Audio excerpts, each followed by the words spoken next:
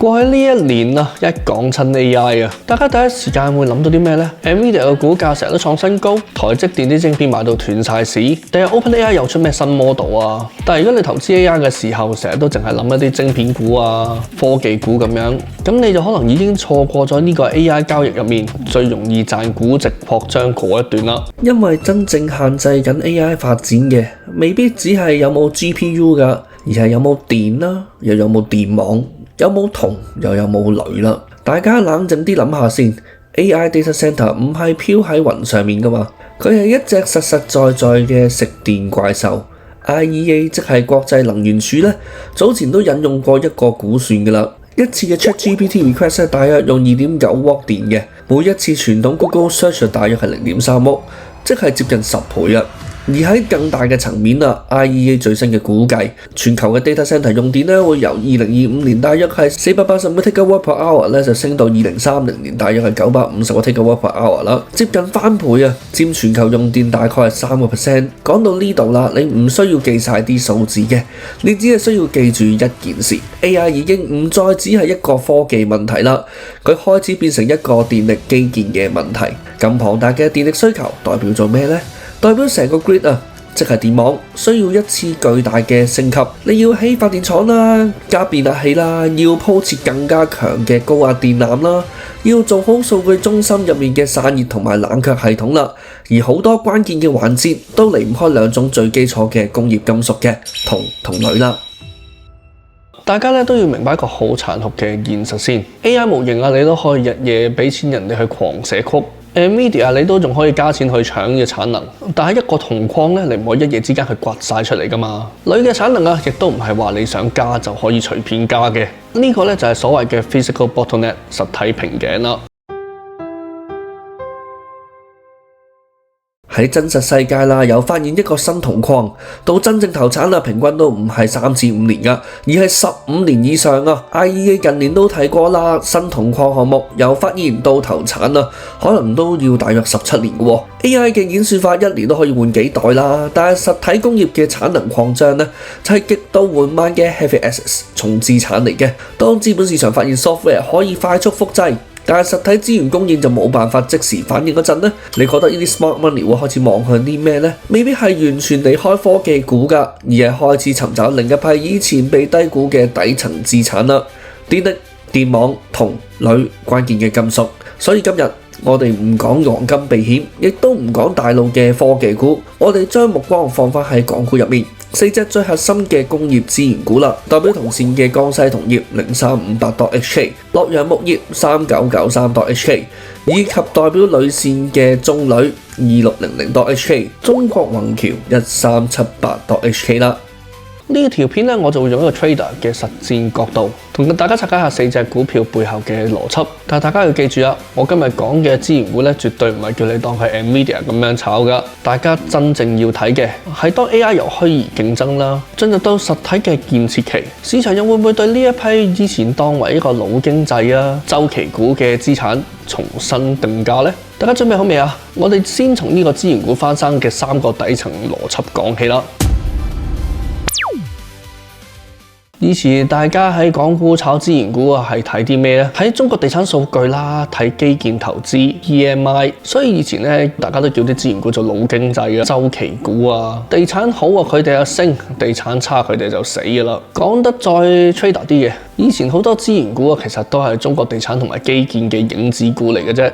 咁但係點解而家市場又開始有個新嘅股仔嘅咧？咁點解啲大分都開始重新望下呢一堆嘅老餅咧？因為市場開始有一條新嘅問題啦。以前資源股咧係中國地產嘅個股 beta， 但係下一個10年咧，佢哋又會變成呢個 AI 基建啦，同埋呢個電氣化嘅底層 beta 咧？背後其實有3個底層邏輯就發生緊變化啦。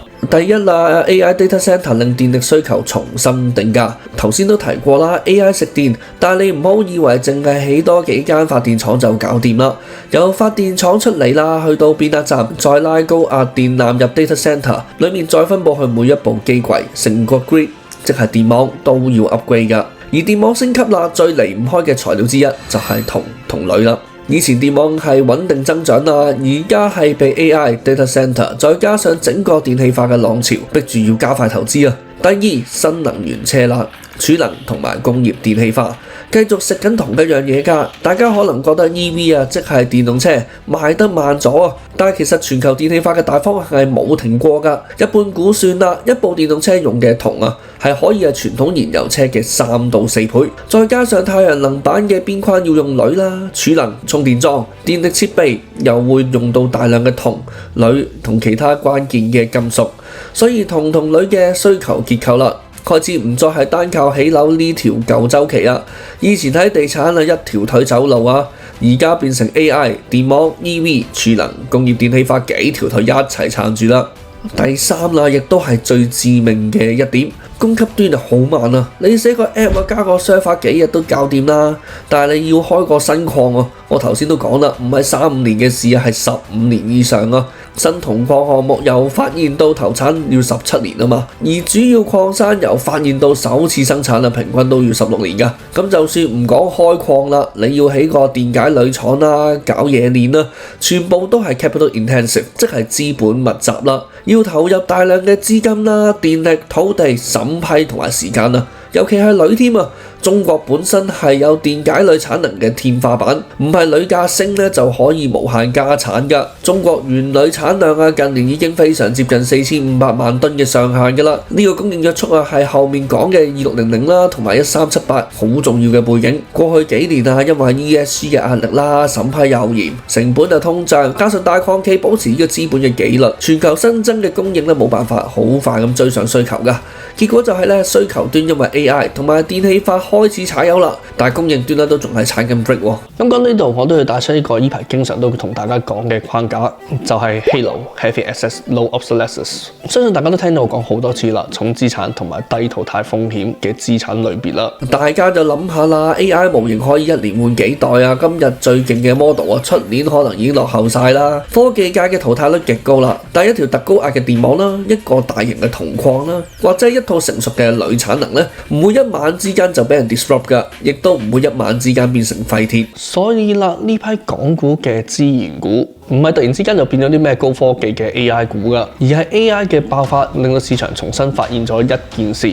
喺呢個 software 發展得太快嘅時代，實體瓶頸可能比呢個 software mode 就更加稀缺。當 software 都仲話可以無限複製啊，但係電力啦、電網啦、礦產啦同埋冶煉產能咧，可能都跟唔上嘅喎。咁市場咧就會重新開始審視一批以前被低估嘅重資產啦。宏觀大估仔我哋就講完啦，咁我哋就不如快啲落地進入戲肉啦。到底呢個概念我都喺港股入面又應該點樣 trade 呢？我哋先由呢個 AI 電網嘅神經線銅線開始講起啦。講到 AI 基建啦，咁點解第一件事就要講銅先呢？因為正如我都成日同大家講噶啦 ，AI 唔係住喺雲入面噶嘛，大佬 ，AI 就住喺電網入面。而電網咧最怕冇嘅唔係 GPU， 而係銅。數據中心變電嘅時候咧，咁啊電網升級就要銅啦。咁但係啦，當然啦，現實都唔係只有銅嘅，變壓器啦、電力設施審批啦，同埋電網嘅連接都係瓶頸。但係如果你真係要揾一個最核心嘅導電材料咧，銅係一定走唔甩㗎。大至變壓器啦、電網、busbar、細至嘅電機、新能源車摩打，甚至係部分散熱啦同埋液冷嘅部件咧，銅咧都係重要嘅材料之一。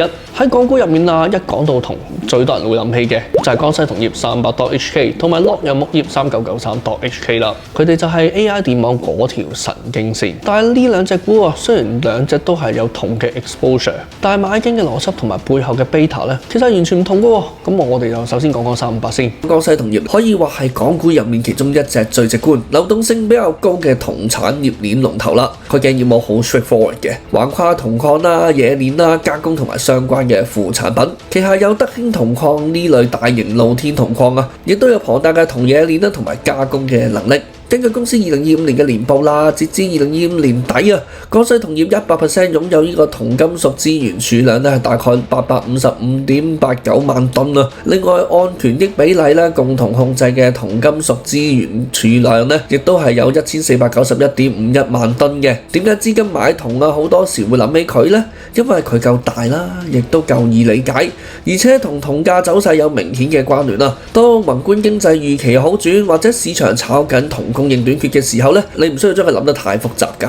第一步就係睇住倫敦期銅，即係 LME Copper， 去理解佢嘅股價 beta 啦。對於 trader 嚟講啦，358嘅定位就好清晰嘅。喺銅價上啦，358咧就一定算係一隻最直觀嘅銅價港股 proxy 啦。佢就係 AI 電網嗰條神經線。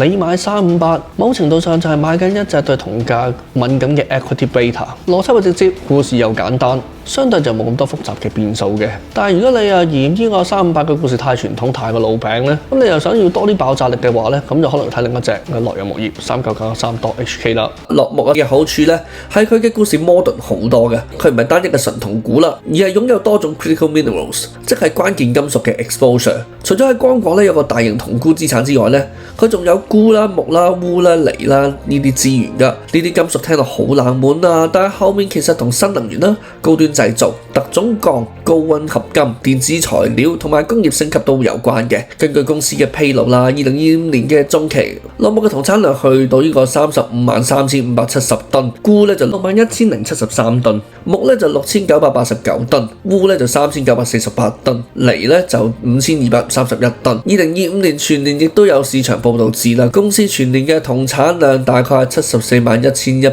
噸嘅。咁所以3993又可以點講呢？如果358係屬於傳統嘅銅 trade 啦，咁3993咧就屬於個 critical mineral trade 啦。佢食緊嘅唔止係銅價㗎，仲有新能源啦、硬科技、高端製造同關鍵金屬被重新定價嘅 beta 啦。但係作為一個負責任嘅 trader 啦，我必須要提醒一下大家，3993嘅故事雖然好大啊，但係變數亦都比較大㗎。咁3993咧就唔係一隻純 AI 股啦，更加唔係穩賺嘅股票啊，因為佢嘅商品結構比較複雜。例如鈷咧曾經喺高力三元電池入面係好重要嘅材料，但係近年 LFP 啦、低鈷甚至係無鈷嘅電池路線係興起啦，令鈷價同埋需求預期都受到壓力。而且鈷咧本身近年面對供應過剩啊 ，Reuters 都曾經報導啦，剛果考慮用出口配額去支撐鈷價，背景正係因為供應過剩啦同埋價格嘅低迷。而洛陽木業嘅增產咧，亦都令到呢個市場供應壓力加大啦嘅其中一個因素啦。所以3993嘅股價波動性一般都會比較358咧係更加複雜嘅。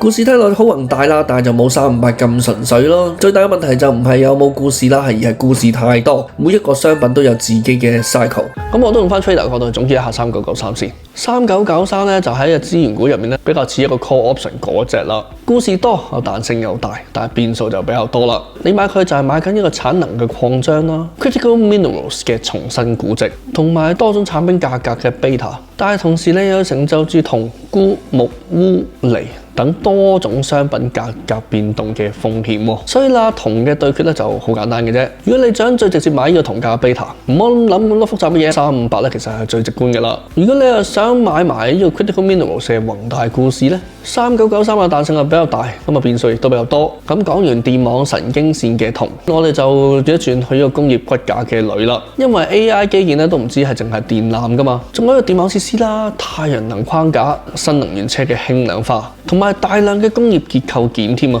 點解講 AI 基建同埋電氣化會關鋁嘅事嘅呢？好多人咧都以為啲鋁咧淨係用嚟做窗框啊、起下樓啊，但係呢個理解咧其實已經係舊咗噶啦。你睇下 data center 入面嗰啲散熱器、機櫃結構件啦、電力設備，同埋部分導電啦、導熱嘅零件，新能源汽車為咗減重量咧，要做嘅一體化壓鑄、太陽能板嘅邊框，全部咧都離唔開鋁嘅。仲有一點好重要噶，如果要將電由發電端長距離送到啲工業啦同埋 data center 嘅咧，長距離架空輸電線入面咧，鋁咧亦都係好重要嘅導體材料。最常見嘅例子咧就係呢個鋼芯鋁膠線啦。所以啦，如果中國要做到工業升級、新能源車同埋一個新能源嘅基建，鋁咧都係屬於避唔開嘅底層材料嚟嘅。但係買鋁股啦，最核心嘅 logic 咧唔係淨係需求大嘅，而係供應唔可以無限加。頭先我都輕輕提過啦，對電解量都設下咗大約係4500萬噸嘅產能紅線嘅，即係話啦，就算鋁價升啊，啲廠都唔可以隨便起新爐咧增加供應。中國原鋁產量咧近年已經非常接近呢條紅線嘅啦，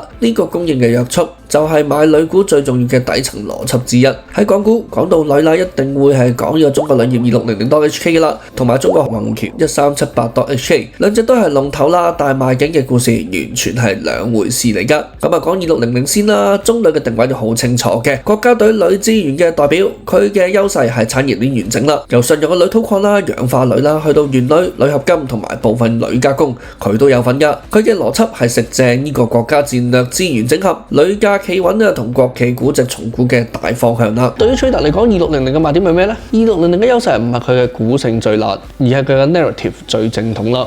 國企啦、鋁產業鏈啦、資源嘅安全，買2600好多時都係買緊一個估值嘅重估㗎，即係屬於一個 re-rating 嘅 trade， 因為佢咧都係一個國企嘅龍頭嚟嘅。當資金又要配置一隻大啦、正統同鋁價又有關聯又有資源安全 narrative 嘅鋁股嘅時候，2600咧好自然就會入選㗎啦。但係都要講清楚啦，國企咧就唔代表冇風險㗎嘛。咁估值低都唔一定唔可以再跌㗎。咁2600最大嘅問題就係股性咧就真係未必最 sharp 㗎啦。市場咧好多時都俾佢一個叫國企嘅 discount。如果你問下啲炒開週期嘅老手咧，或者睇重呢個現金流同派息嘅資金咧，佢哋咧好多時都反而會留意另外一隻中國宏橋1378.HK 嘅喎。1378咧係民企嘅女龍頭啊，佢嘅打法咧同2600就好唔同嘅。佢嘅核心賣點係成本控制啦、產能效率同埋上游嘅佈局。佢喺海外例如幾內亞啦，長期佈局呢個鋁土礦資源㗎，亦都喺印尼咧有相關氧化鋁嘅項目佈局。至於國內嘅產能行業，近年咧有產能向雲南呢啲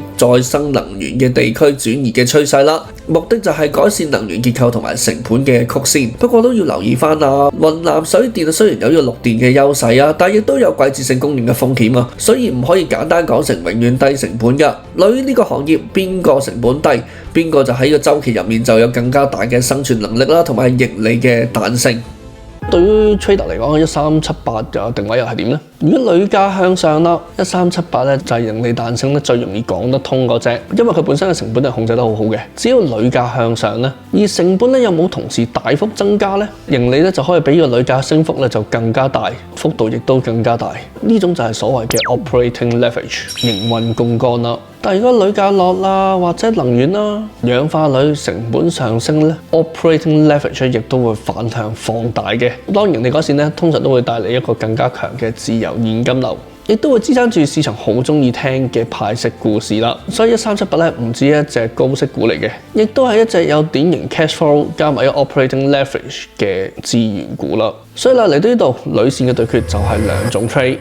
你想買正統、買國家隊、資源安全、買一個國企嘅 re-rating， 要諗下2600㗎啦。如果你又想買成本嘅控制啦，買鋁價上行嘅時候嘅盈利彈性，同埋 cash flow 或者加埋一個派息嘅故事咧，可能要諗諗呢個中國宏橋1378㗎咯。兩隻都係鋁嚟嘅，但係你買嘅嘢就好似完全唔同啦。講完4隻股票嘅定位，我哋就講下全條片最核心、最值錢嘅部分啦。咁我都一如既往套用咗交易員嘅視角，同你去睇下買資源股。到底你係真金白銀買緊啲咩呢？如果你都唔識呢4個槓桿咧，就千祈唔好胡亂入市啦。好多散戶買資源股咧，都係聽到個名有鋁啊、有銅啊，或者見到新聞話 AI 缺電喎，咁啊即刻衝去買㗎啦。咁作為交易員啊，咁我哋落盤之前點都要 check 下自己買緊乜啩？買資源股啊，你絕對唔係買緊一間普通嘅科技公司，你亦都唔係買緊 AI 嘅夢想㗎。你買緊嘅係4個底層槓桿。好啦，第一 commodity price beta 商品價格 beta 啦。大家要記住啦，買資源股底層嘅資產 underlying assets 永遠都係期貨價格㗎，即係 LME 嘅銅價啦、鋁價。股票咧，某程度咧就好似一個對商品價格有槓桿嘅 equity derivatives 啦。你第一步永遠都係要睇商品期貨個 trend 啦，而唔係淨係睇股票圖㗎。如果大宗商品處於熊市，公司管理層識飛啊，都好難完全逆住周期㗎。你買358啊、3993啊、2600同埋1378，其實都唔算係直接去買公司㗎，你係買緊一個對銅價、鋁價有槓桿嘅 equity options。第二個 cost curve 成本曲線啦，點解啊？同樣係挖銅啊，同樣係煉鋁啊，有啲公司係長升長有，有啲係就破產咧。關鍵就係成本曲線。喺大宗商品嘅世界啦，大家都係買緊一樣嘅銅同鋁㗎，冇得總要 product differentiation 產品差異化啦，冇品牌溢價啦，大家唯一可以比拼嘅就係邊個成本低咯。資源股最怕嘅唔係金屬價跌嘅，而係你買喺成本曲線最右邊嗰間公司啦，即係成本最高嗰間。因為當週期回落咧，最右邊嗰間咧通常都係最先流血、最早停產。而成本最低嗰間咧，喺下跌週期咧都未必死得去嘅，去到上升週期當然梗係賺到盡添啦。所以咧1378咧其實就係玩成本控制做得好好嗰一間啦。第3個 supply constraint 產能約束啦。點解 AI 軟件股嘅暴利好多時都好難維持呢？但係資源股嘅大週期可以行好耐呢？因為實體世界咧有產能嘅限制。我哋頭先都講過啦，中國電解率4500萬噸呢條紅線啦，同埋銅礦17年嘅開發週期呢啲限制啊，令到供應冇辦法跟住需求即刻增加㗎，從而令到商品價格對需求嘅變化更加敏感，亦都令到低成本現有玩家更加容易食到嘅週期嘅紅利啦。咁當然啦，如果供應可以即刻出翻嚟咧，個故事咧就唔值錢㗎啦。真正值錢嘅就係呢個供應遠慢於需求啊嘛。第4啦 ，operating leverage 營運槓桿啦。呢個係炒資源股最核心嘅魅力。假設一間公司啊，每噸銅嘅現金成本加呢個維持性成本大約係6000蚊美金啦。當銅價由8000升到9000，升幅就只係12.5%。但係對於公司嚟講啊，佢每噸嘅利潤就會由2000變成3000嘅咯，利潤率咧就足足升成50%嘅喎。資源股最性感嘅地方就係 operating leverage 營運槓桿啦。但係佢最危險嘅地方亦都係呢一個 operating leverage。咁槓桿啊幾時都係一把雙刃刀嚟㗎啦。咁樣當銅價跌10零個%嘅時候，佢嘅利潤咧就隨時斬半，甚至係蝕錢添。升嗰陣梗係印銀紙啦，但係跌嗰陣都會碎銀紙機咁樣啦。呢個就解釋咗點解資源股嘅波幅咧，通常都會大過商品期貨本身嘅。所以啦，當你下次聽到啦 AI 缺電啊、缺銅、缺鋁嘅時候，就唔好純粹盲衝啦。問下自己，咁而家 commodity trend 得唔得先？你買緊嗰間公司嘅 cost curve 咧，就喺左邊定右邊？有冇呢個 supply constraint 去保護佢，即係供應咧就慢過需求？同埋佢本身間公司嘅 operating leverage 啊，營運槓桿又大唔大呢？如果你問到自己呢4個問題呢，呢個就會令你成為同其他散戶最大嘅分別。咁如果當然啦，你想知道下呢4間公司具體估值係去到咩水位，咁你個財務技術面又係點呢？咁我都會放一篇深度延伸嘅分析文咧喺 Patreon 嗰度噶。好啦，去到最後一 part 咧，我哋做翻個 reality check 先，去睇下其實佢哋最大嘅風險係咩呢？咁我相信咧，大家聽完之前嗰幾 part 咧，都會開始有少少心喐喐噶啦，想聽一開始就衝。咁但係停一停先。咁我哋作為 traders 咧，就永遠都係先諗個 risk， 之後先去諗 return 嘅。咁當然啦，出面有好多要搏 real 數嘅，會將任何同電啊、同鋁啊、銅啊有關嘅股票咧，全部都可能都包裝成為呢個 AI 必買概念股噶。咁但係咧，我哋都要做一個比較殘酷嘅 reality check， 幫大家去睇清楚先。最危險嘅陷阱係咩呢？就係你將增量就變成咗全部啦。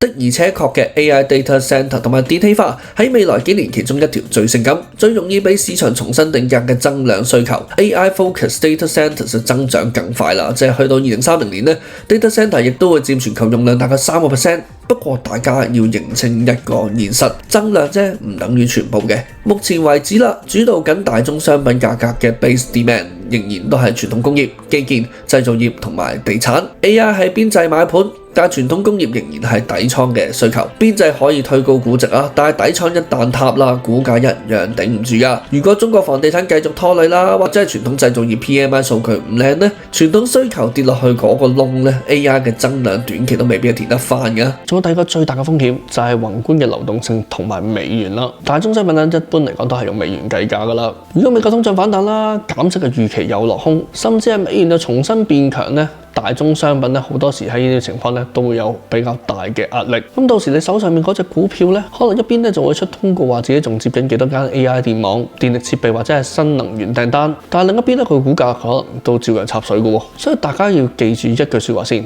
，narrative 就唔等於 P&L 嘅。故事就唔等於利潤，概念亦都唔等於股價㗎啦。故事幾靚都好，如果 commodity trend 反轉啦，基本面又唔配合，或者已經跌穿你預先定好嘅風險位咧，你都一定要執行紀律。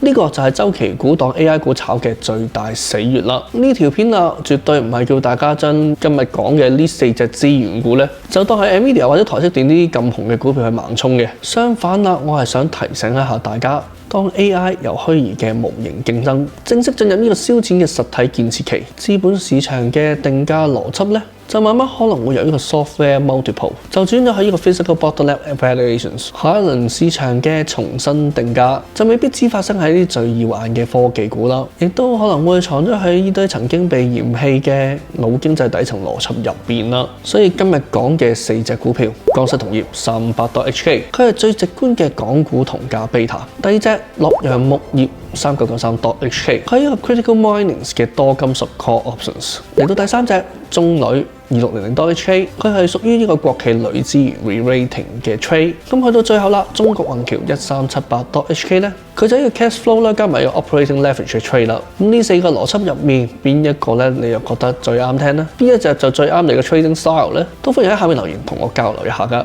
當然今日所有嘅內容都係研究啦同埋教育分享，唔涉及任何投資嘅建議。咁當然如果你想知道更加多具體嘅資料同埋佢哋嘅財務分析，都可以 join 翻我嘅 Patreon 或者 YouTube member， 連結已經放咗喺 description box 噶啦。咁投資係好風險啊，記得要做足功課啦。今日去到呢度，如果大家中意條片，記得 like、subscribe、share 翻條片俾你嘅朋友仔，我都會同大家分享更加多唔同 AI 嘅故事。我係飛入，我哋下次見，拜拜。